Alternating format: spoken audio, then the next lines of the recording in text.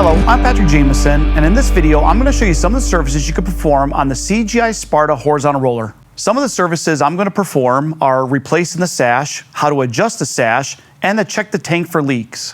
One of the services you can perform is adjusting the sash.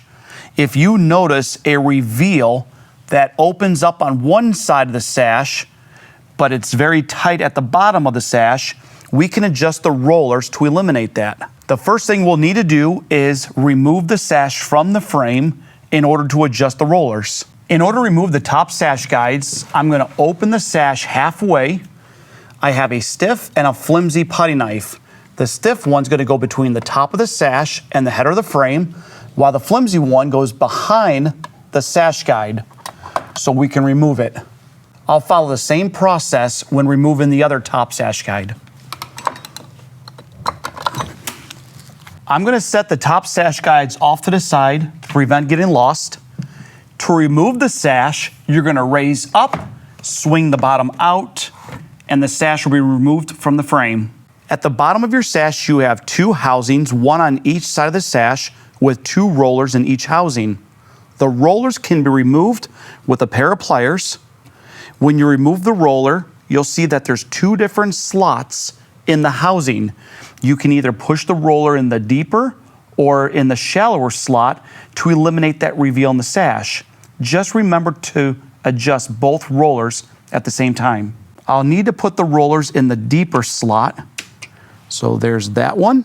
We'll remove the second roller and move it over to the deeper slot, and it snaps right in.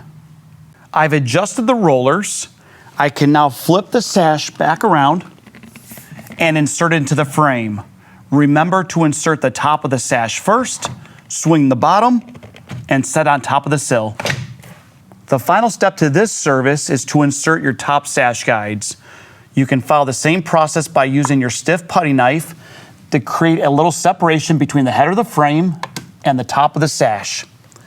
There's a small leg that will fit between the header and the sash, and then it snaps right into the sash.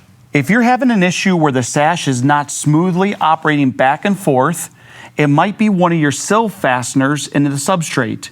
Back off your fastener slightly because the over-tightened fastener will cause the sill to pinch. Backing it off will loosen that sill, and then test your sash for smooth operation. If you prefer to spray some lubricant on your rail, make sure it's silicone-based lubricant. Go ahead and spray it on this rail in the sill. Operate your sash back and forth a few times. You can even spray it on the other side and operate your sash back and forth. If you're noticing the tank or the sill is filling up with water and not draining out, check on your weep holes. Your weep hole cover should be unobstructed, and the flaps should allow the water to weep out. If you want to test the tank or the sill of the window for water leaks, you can use some tape and cover up both weep hole covers on each side. The next step is to fill your tank up with water and see if the water level starts to drop. If it does, we need to figure out where that water's leaking from and correct it.